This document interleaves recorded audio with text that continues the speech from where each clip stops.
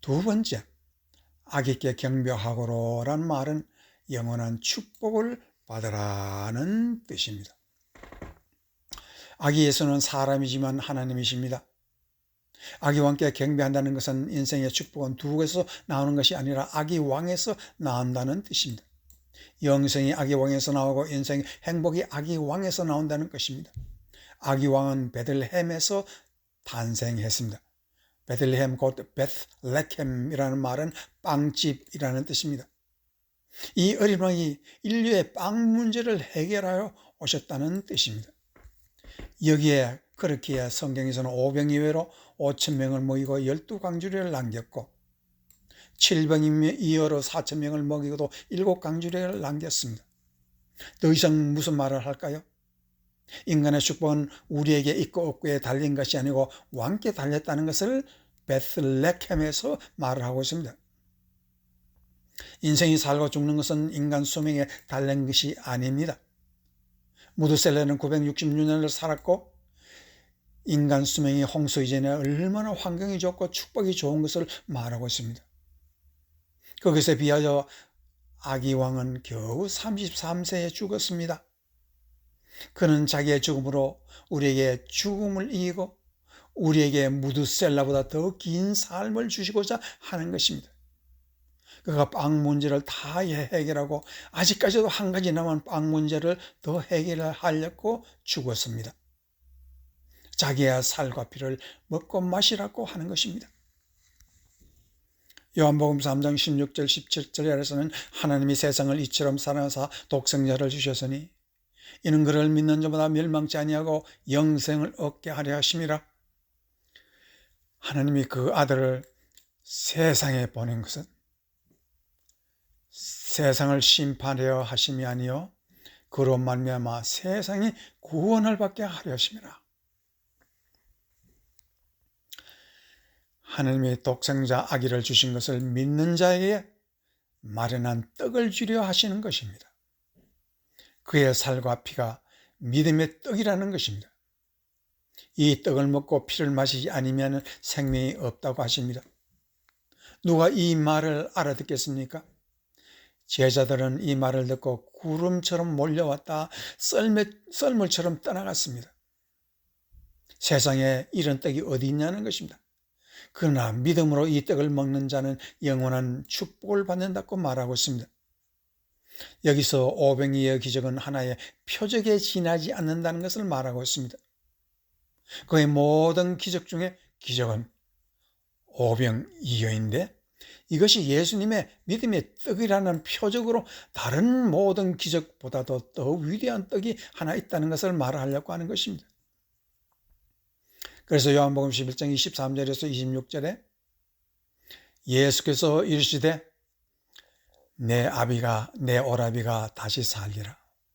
마르다가 이르되 마지막 부활 때는 다시 살 줄을 내가 아나이다. 예수께서 이르시되 나는 부활이요 생명이니 나를 믿는 자는 죽어도 살겠고 무릇 살아서 나를 믿는 자는 영원히 죽지 아니하리니 이것을 네가 믿느냐? 그렇다면 어떻게 이것을 믿겠습니까? 주님께서는 그 답을 나를 믿으면 나를 먹고 나를 마시면 믿을 수 있다고 하시는 것입니다.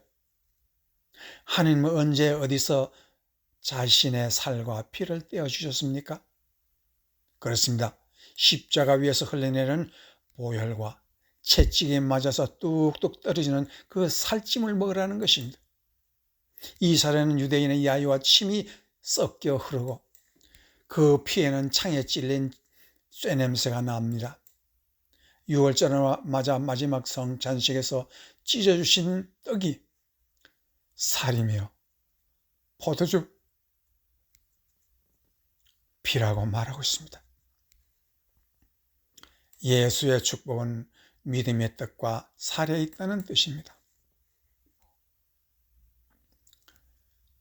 이 말은 우리가 아무리 떡과 살을 먹어도 배가 부른 것도 아닌데 도대체 이 뜻이 무엇입니까?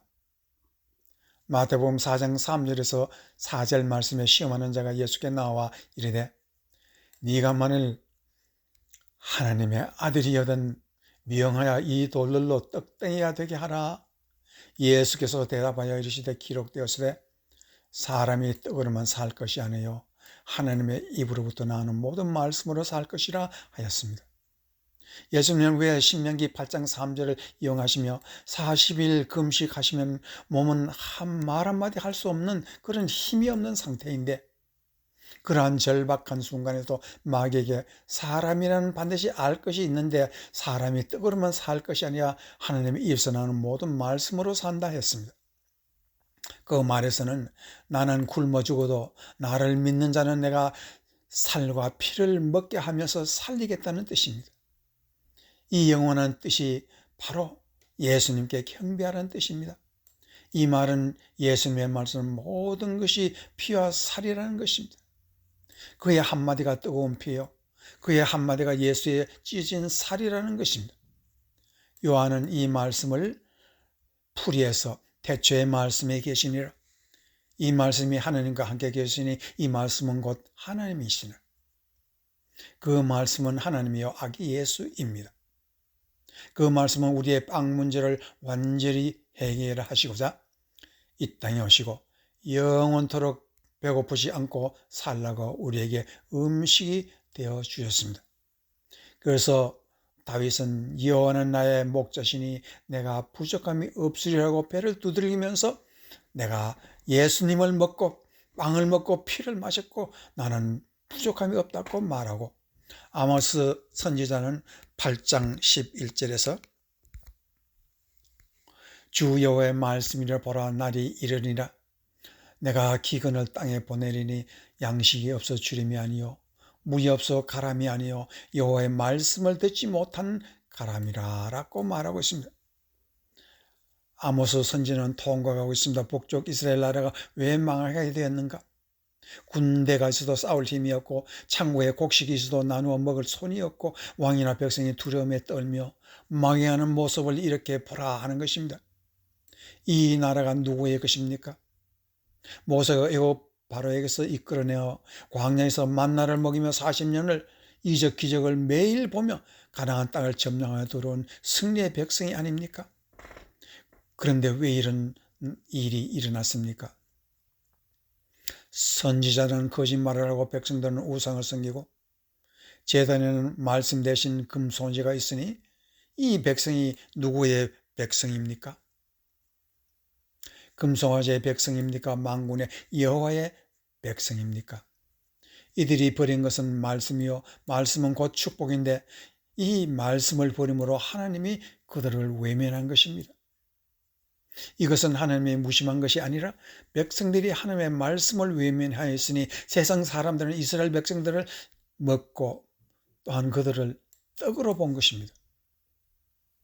그러나 이사야서 40장 28절에서 31절 말씀에 보면 너희는 알지 못하냐 듣지 못하였느냐 영원하신 하나님 여호와의 땅끝까지 창조하신 이는 피곤하지 아니하시며 곤비하지 아니하시며 명철이 한이 없으며 피곤한 자에게는 능력을 주시고 무능한 자에게는 힘을 더하시나니 소년이라도 피곤하여 곤비하여 장경이라도 넘어지며 쓰러지되 오직 여호와를 앙망하는 자는 새 힘을 얻으리니 독수리가 날개치며 올라감 같을 것이요 다른 박질하여도 곤비하지 아니하였고 걸어가도 피곤하지 아니하리라는 말을 하고 있습니다.